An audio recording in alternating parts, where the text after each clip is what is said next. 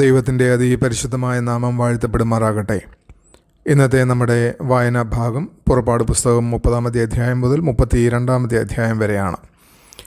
പുറപ്പാട് 30-ാമത്തെ അധ്യായം ആരാധനയുടെ കൂടുതൽ ഘടകങ്ങളെക്കുറിച്ചാണ് പ്രതിപാദിക്കുന്നത്.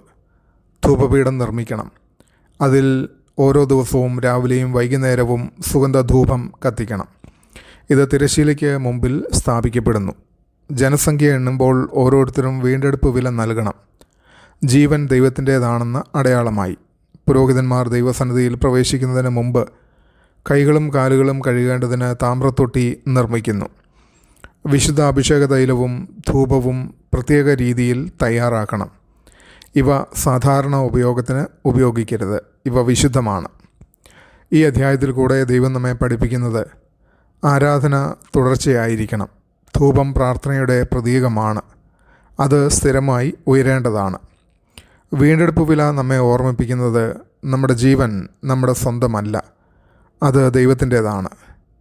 കഴുകൽ ശുദ്ധീകരണത്തെ സൂചിപ്പിക്കുന്നു. ദൈവസേവനത്തിനായി നാം സ്ഥിരമായി ആത്മീയമായി പുതുക്കപ്പെടണം. വിശുദ്ധ തൈലവും ധൂപവും നമ്മെ പഠിപ്പിക്കുന്നത് ദൈവത്തിനായി വേർതിരിച്ചതിനെ സാധാരണമായി കാണരുത് എന്നാണ്. പ്രാർത്ഥനയെ ഒരു പതിവ് ജീവിത രീതിയായി വളർത്തണം. അതൊരു അടിയന്തര പ്രതികരണം മാത്രം ആകരുത്. നമ്മുടെ സമയം, കഴിവ്, ജീവിതം ഇവയെല്ലാം ദൈവത്തിൻ്റെ ദാനങ്ങളാണെന്ന് തിരിച്ചറിയണം. നമ്മുടെ ഹൃദയത്തെ പരിശോധിച്ച് ആത്മീയ ശുദ്ധി നിലനിർത്തണം. ഇന്നത്തെ ലോകത്തിൽ വിശുദ്ധ ജീവിതം ഒരു വലിയ വിളിയാണ്. 31-ാം അധ്യായത്തിൽ ബസലേൽ, ഒഹോലിയാബ് എന്നിവരെ ദൈവം തിരഞ്ഞെടുത്തു. അവർക്ക് പരിശുദ്ധാത്മാവിൻ്റെ ശക്തിയും കഴിവും ജ്ഞാനവും നൽകി സമാഗമന കൂടാരം നിർമ്മിക്കുവാൻ വേണ്ടി നിയോഗിക്കുന്നു. ശബത്ത് ദിനത്തിൻ്റെ പ്രാധാന്യം വീണ്ടും ഉറപ്പിക്കുന്നു. ഇത് ദൈവത്തോടുള്ള ഉടമ്പടിയുടെ അടയാളമാണ്. അവസാനമായി ദൈവം തൻ്റെ വിരലുകളാൽ എഴുതിയ നിയമഫലകങ്ങൾ മോശയ്ക്ക് നൽകുന്നു. ഈ അധ്യായം നമ്മെ പഠിപ്പിക്കുന്നത് ദൈവം തൻ്റെ പ്രവർത്തനങ്ങൾക്ക് മനുഷ്യരെ സജ്ജമാക്കുന്നു.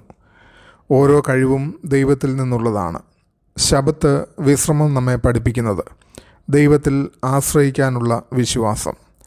ദൈവവചനത്തിൻ്റെ അധികാരം ഇവിടെ വ്യക്തമാണ്. ഇത് മനുഷ്യരചനയല്ല, ദൈവത്തിൽ നിന്നുള്ളതാണ്.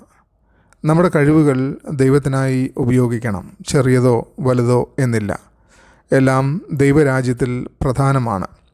വിശ്രമത്തിനും ആത്മീയ പുതുക്കലിനും സമയം കണ്ടെത്തണം. ദൈവവചനം നമ്മുടെ ജീവിതത്തിൻ്റെ അടിസ്ഥാനമായി സ്വീകരിക്കണം.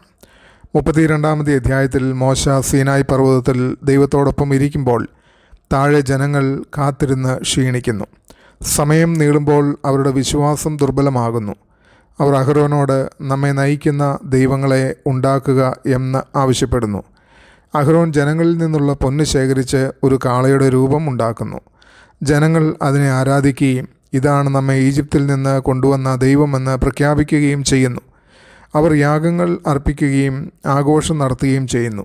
എന്നാൽ അത് ആത്മീയമായ വീഴ്ചയിലേക്ക് മാറുന്നു. ദൈവം മോശയോട് ജനങ്ങളുടെ പാപത്തെക്കുറിച്ച് അറിയിക്കുകയും അവരെ നശിപ്പിക്കുമെന്ന് പറയുകയും ചെയ്യുന്നു. എന്നാൽ മോശ ഇടപെട്ട് ദൈവത്തിൻ്റെ വാഗ്ദത്തങ്ങളും മഹത്വവും ഓർമ്മിപ്പിച്ച് ജനങ്ങൾക്ക് വേണ്ടി അപേക്ഷിക്കുന്നു. മോശ താഴേക്ക് വന്നപ്പോൾ അവരുടെ അവസ്ഥ കണ്ട് ക്രോധിക്കുന്നു.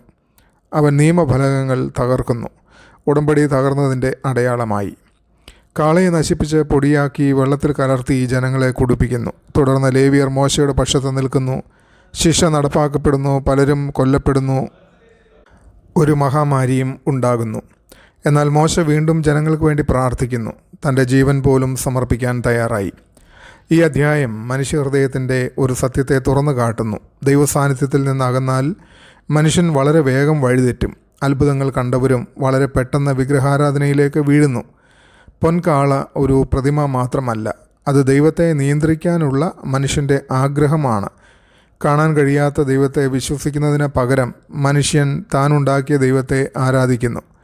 അഹ്റോൻ്റെ പങ്ക് നമുക്ക് മുന്നറിയിപ്പ് നൽകുന്നു.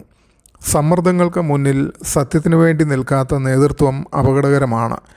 മോശയുടെ ഇടപെടൽ വളരെ ശക്തമാണ്. അവൻ ദൈവത്തിനും ജനങ്ങൾക്കും ഇടയിൽ നിൽക്കുന്നു. മറ്റുള്ളവർക്ക് വേണ്ടി ജീവൻ പോലും നൽകാൻ തയ്യാറായ ഒരു ഇടപെടൽ.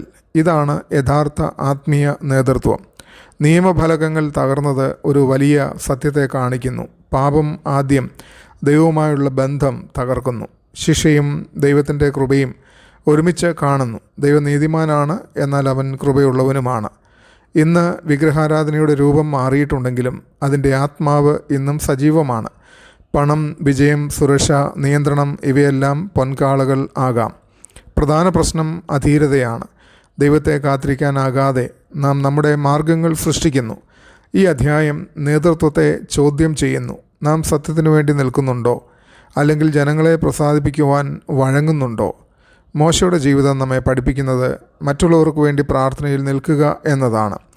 പാപത്തിൻ്റെ ഗൗരവവും മനസ്സിലാക്കണം, എന്നാൽ അതോടൊപ്പം ഒരു പ്രത്യാശയും ഉണ്ട്. ദൈവത്തിൻ്റെ കൃപ ഇപ്പോഴും പ്രവർത്തിക്കുന്നു. പരാജയം അവസാനമല്ല. ദൈവത്തിലേക്ക് തിരിഞ്ഞാൽ പുനഃസ്ഥാപനം സാധ്യമാണ്. ദൈവത്തിൻ്റെ സ്ഥാനത്ത് എൻ്റെ ജീവിതത്തിൽ എന്തെങ്കിലും വിഗ്രഹങ്ങൾ വന്നിട്ടുണ്ടോ? ഞാൻ സ്ഥിരമായ പ്രാർത്ഥനയും വിശുദ്ധ ജീവിതവും നിലനിർത്തുന്നുണ്ടോ? ഈ ചിന്തകളാൽ ദൈവം നമ്മെ എല്ലാവരെയും ഇന്ന് പകൽക്കാലം അനുഗ്രഹിക്കുമാറാകട്ടെ. ആമേൻ.